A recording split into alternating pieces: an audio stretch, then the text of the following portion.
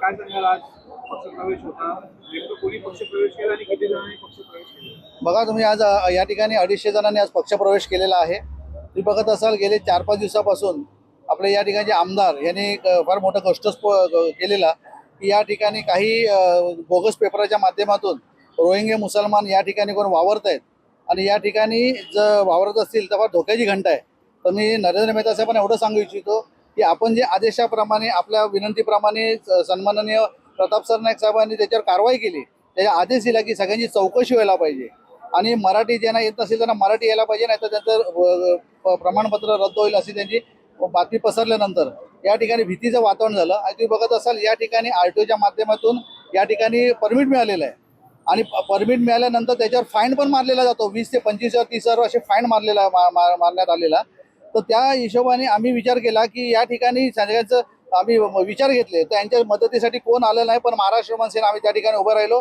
पाठक साहेब असतील, सचिन साळुंखे असतील, यांच्या मार्गदर्शनाखाली आम्ही या ठिकाणी आता सगळ्यांचा पक्षप्रवेश केला आहे। पक्षप्रवेश करण्याचं कारण एवढंच आहे की ज्या RTOने आम्हाला पेपर सादर केलेले आहेत किंवा आम्हाला दिलेलं आहे प्रमाणपत्र, त्याची जर तुम्हीच पत्र दिलं आणि तुम्हीच आमच्यावर कारवाई करत असाल हे कुठेतरी अन्यायकारक आहे।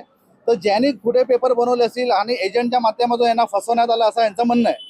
तर मला एवढंच फक्त नरेंद्र मेहता साहेबांना सांगू इच्छितो की आपण जे समजा ते ठीक आहे, ते पुरावे तुम्ही दिलात, पण त्याच्यानंतरचं काय?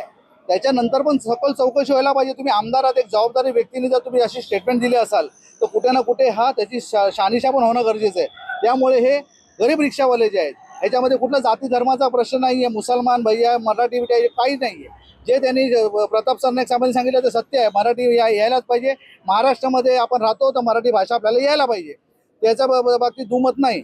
पण या ठिकाणी जे 25-25, 30-30 हजारचं पेनल्टी लागत असेल कुणाच्या चुकीमुळे, RTOच्या चुकीमुळे, RTOनी जर प्रमाणपत्र वगैरे सगळे तुम्ही तपासले असतील तर यांना गुन्हा मारायची गरज काय, फाईन मारायची गरज काय? तर ह्यांना मदतीसाठी कोण होतं? महाराष्ट्र मनसेनेमध्ये आम्ही त्यांना सपोर्ट केलेला आहे। त्यांचं जे काय कारण ऐकलं ते आम्ही ऐकलेलं आहे आणि आम्ही जेवढे हे सभासद आता झालेले आहेत हे मनसे जे आता परिवारामध्ये सामील झालेले आहेत हे तुमच्या माध्यमातून सांगतो। आमदार नरेंद्र मेहता यांनी आरोप केला होता की रोहिंग्या मुसलमानांनी काही प्रमाणपत्र गाठल्या, याची शक्यता नाकारता येत नाही, कारण की आज थोड्याच्या संख्येने तुमच्या पक्षामध्ये रिक्षावाल्यांनी प्रवेश केला, त्यात काही रोहिंग्या मुसलमान मी माझ्या सभासदांना जे आता प्रवेश झालाय त्यांना एवढं सांगू इच्छितो की जे रोहिंग्या मुसलमान असतील त्याचं नाव आम्हाला डिटेक्ट करून द्या, त्याच्यात कठोरच्या कठोर कारवाई व्हायला पाहिजे, आमची पण मागणी आहे। पण आमचं एवढंच मत आहे की त्यांच्या नादी त्यांच्या यांना कुठे कारवाई करताना जर इतर लोकांना पण त्रास होऊ नये हे पण RTOने आणि पोलिसांनी त्याची दक्षता घ्यावी ही आमची विनंती आहे। त्यामुळे नरेंद्र मेहता साहेबांना एवढंच मला सांगू इच्छितो की तुम्ही फक्त प्रमाणपत्र वगैरे जे खोटी पत्र दाखवलात, पण त्याच्यानंतर सखोल चौकशी कोण करणार? तुम्ही आमदार आहात, प्रताप सरनाईक आमदार आहात, मंत्री आहात, तर त्यांनी ती चौकशी करावी आणि जे कल्पित असतील त्यांच्यावर गुन्हा दाखवला पाहिजे, आमची पण मागणी आहे। आणि जे मराठी शक्तीचे वगैरे त्याच्यामध्ये आम्ही ठाम आहोत, याच्यामध्ये मराठी यायला पाहिजे। मी यांना पण सगळ्यांना सांगितलं मराठी शब्द तुम्ही फ्लुएंट बोलू नका, आपण काहीतरी आई माई काका आजी काहीतरी बोलू शकता की नाही। त्यामुळे त्या लोकांनी आम्ही विनंती करतो की तसं तुम्हाला महाराष्ट्राची संस्कृती जपायला लागेल। महाराष्ट्राच्या संस्कृती आड कोण पण आला तर आम्ही खपून घेतला जाणार नाही हे पण त्यांना सांगितलं। तुम्ही या संदर्भात हा प्रकरण समोर आला त्याच्यानंतर तुम्ही आंदोलन आम्ही बघा 16 तारखेचं अल्टिमेटम दिलं आहे। आम्ही 16 तारखेला पुरा मीराबाईंचे सगळे रिक्षा बंद करणार आहोत। आमचं म्हणणं एवढंच आहे की ज्या ठिकाणी RTO कुठे चुकत असेल, फक्त RTO रिक्षावाले दिसतात का त्यांना?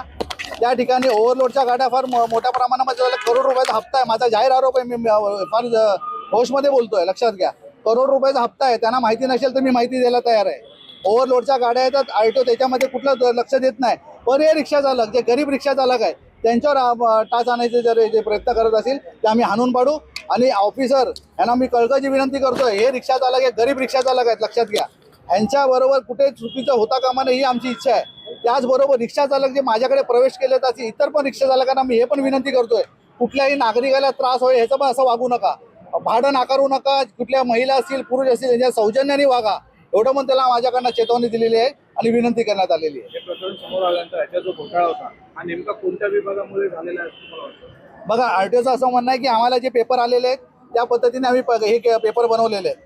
माझं एवढंच मत आहे की तुम्ही जर प्रमाणपत्र चेक केल्यानंतर मग पेनल्टी कसली, मग खोटे पेपर कसे आढळतात तुम्हाला? हा कुठेतरी विषय गंभीर आहे, लक्षात घ्या। त्यामुळे मला असं वाटतंय की RTO सगळ्यात मोठं फेल्युअर आहे आणि ह्याच्यावर अंकुश नाही कुणाचा, लक्षात घ्या। आज तुम्ही बघत असाल मोठे मोठे आज नरेंद्र मेहता साहेबांनी हेच रिक्षा चालक होते ज्यांना त्यांनी रेनकोट वाटप केलेले, कळलं का? ह्यांच्यासाठी कोण समर्थन देणार? ह्यांना मदत कोण करणार हा मोठा प्रश्न मला नरेंद्र मेहता साहेबांना पण आहे. इलेक्शनच्या टायमाला तुम्हाला हे सगळे आठवतात, काका मामा तुम्हाला सगळे दिसतात, पण अशा टायमाला त्यांना मदत करणं गरजेचं आहे. लग्न बारशाला सगळे येतात लक्षात घ्या, पण अशा खराब टायमाला जर त्यांना मदत कराल ना ती खरी मदत समजायची.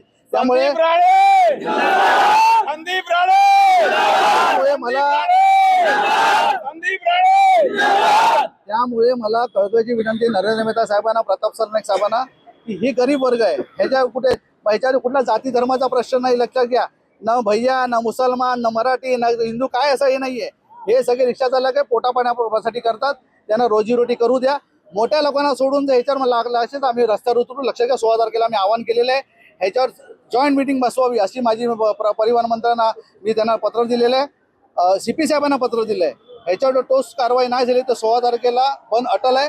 आम्ही रिक्षा चालकांच्या हितासाठी रोडवर उतरू.